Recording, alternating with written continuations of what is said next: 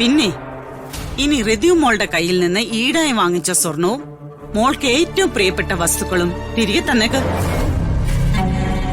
രമ്യ മോളല്ലേ വാങ്ങിക്കൊണ്ടു പോയത്, അപ്പോ മോള് തന്നെ തിരികെ കൊടുത്തേക്ക്.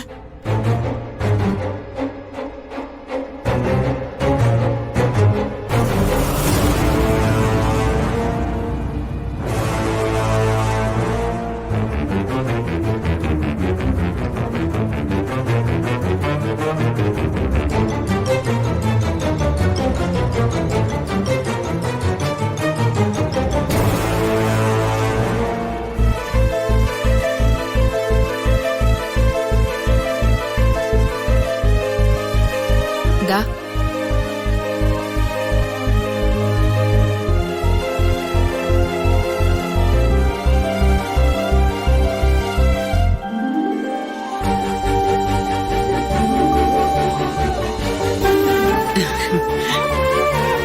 പോ മോളെ.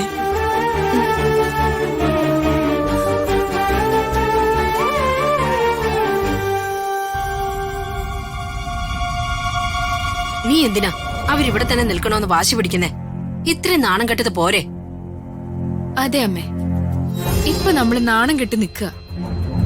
നമ്മള് നാണം കെട്ടിങ്ങനെ നിക്കുമ്പോ അവര് വിജയിച്ചിട്ട് അങ്ങനെ ഇറങ്ങിപ്പോയാൽ എങ്ങനെയാ? അതുകൊണ്ടാ അവരോട് ഇവിടെ തന്നെ നിക്കാൻ ഞാൻ പറഞ്ഞത്. അവരിവിടുന്ന് ഇറങ്ങുന്നുണ്ടെങ്കിൽ അത് ഈ നാട്ടുകാരുടെ എല്ലാവരുടെയും മുന്നിൽ നാണം കെട്ട് തല കുനിച്ച് വേണം ഇറങ്ങാൻ. എന്നാലേ എനിക്ക് തൃപ്തിയാവും. അതെനിക്ക് ഇഷ്ടപ്പെട്ടു.